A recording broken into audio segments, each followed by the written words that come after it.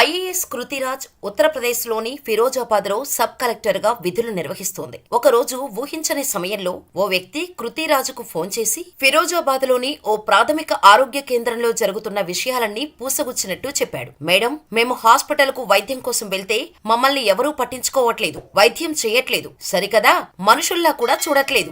నేను ఈ రోజు కుక్క కాటుకు ఇంజెక్షన్ చేయించుకోవాలని హాస్పిటల్కు వెళ్లాను. కానీ డాక్టర్ గారు 10:30 వరకు హాస్పిటల్కి రాలేదు. తీరా వచ్చాక మేము ఇంజెక్షన్ వేయము, స్టాక్ అయిపోయింది అంటూ ఏవో కథలు చెప్పి తిట్టి పంపించారు. నాలాంటి వాళ్ళు ఎందరో ప్రతిరోజు ఏదో ఒక విధంగా బాధపడుతూనే ఉన్నారు. ఆ హాస్పిటల్లో అసలు రోగులను పట్టించుకునే నాథుడే లేడు అని చెప్పి ఫోన్ కట్ చేశాడు ఆ వ్యక్తి. నిజానికైతే సాధారణ అధికారి అయితే ఆ హాస్పిటల్ కు ఫోన్ చేసి ఆరా తీసి మందలించి వదిలేస్తారు. కానీ కృతిరాజ్ అలా కాదు. చిన్నప్పటి నుండి సమాజ సేవే లక్ష్యంగా ఐఏఎస్ సాధించింది. చిన్నప్పటి నుండి మంచి మార్కులతో 10th, ఇంటర్, బీటెక్ ఇలా ప్రతి దాంట్లో ర్యాంకులు సాధిస్తూ వచ్చింది. డబ్బే కావాలంటే పెద్ద పెద్ద ప్రైవేటు కంపెనీల్లో లక్షల్లో జీతం తీసుకునేది. కానీ ఐఏఎస్ కి ప్రిపేర్ అవ్వటానికి ముందు నుండే అంటే 2014 బీటెక్ పూర్తి చేసిన వెంటనే కల్పవృక్ష వెల్ఫేర్ ఫౌండేషన్ స్థాపించి పెద్ద పరాజయాలకు మహిళలకు చేయి అందించడం మొదలుపెట్టింది. అటు ఎన్జీఓ రన్ చేస్తూనే ఇటు ఐఏఎస్ కు ప్రిపేర్ అవుతూ వచ్చింది. 3 సార్లు విఫలమైన కృతిరాజ్ 4వసారి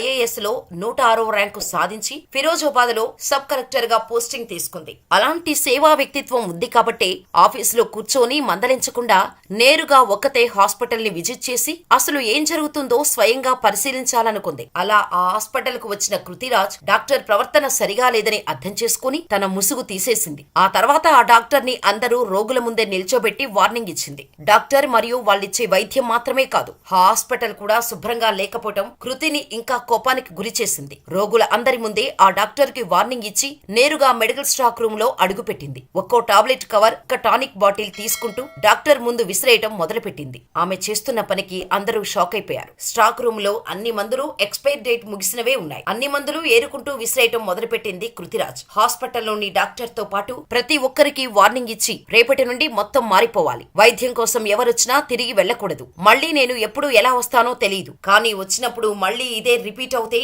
అందరినీ పీకి పడేస్తానని వార్నింగ్ ఇచ్చి అక్కడి నుంచి వెళ్లిపోయింది. ఆమె వెళ్లిపోయే వరకు ఆమె ఎవరో తెలుసుకున్న హాస్పిటల్లో వైద్యం కోసం వచ్చిన రోగులు షాక్ లోనే ఉన్నారు. ఎందుకంటే అలాంటి సన్నివేశం దాదాపు సినిమాల్లోనే జరుగుతుంది. రియల్ లైఫ్ లో ఎక్స్పీరియన్స్ అయితే షాక్ అవ్వకుండా ఎలా ఉంటారు? సామాన్య ప్రజల జీవితాల గురించి ఆలోచించే అధికారులు లక్షల్లో ఒకరిద్దరుంటారు. అందులో మొట్టమొదటి స్థానంలో కృతిరాజ్ వాళ్ళు ఖచ్చితంగా ఉంటారు అనే దానికి ఉదాహరణే ఈ సంఘటన. కానీ నేటి గవర్నమెంట్ అందించే వైద్యం ఎలాంటి స్థాయిలో జనానికి ప్రయోజనకరంగా ఉందో అద్దం పట్టి తెలిపే సంఘటన ఇది. ఎక్కడ ప్రభుత్వ ఆసుపత్రికి వెళ్లినా ఖచ్చితంగా ఇలాగే ఉంటుంది. మరి ఆసుపత్రి శుభ్రంగా ఉండాలంటే పినాయిలు, డెటాల్ వంటివి వాడతారు. మరి అందులో పనిచేసే అధికారులు సక్రమంగా ఉండాలంటే ఏం వాడాలో మీరే కామెంట్ చేయండి. కృతిరాజ్ స్టోరీపై మీ అభిప్రాయాన్ని మాకు కామెంట్ చేసి ఈ వీడియో నచ్చితే లైక్ చేయడం మర్చిపోవద్దు. ఇలాంటి మరెన్నో స్టోరీస్ కోసం మా ఛానల్ ని వెంటనే సబ్స్క్రైబ్ చేసుకుని పక్కనే ఉన్న బెల్ ఐకాన్ కొట్టేయండి.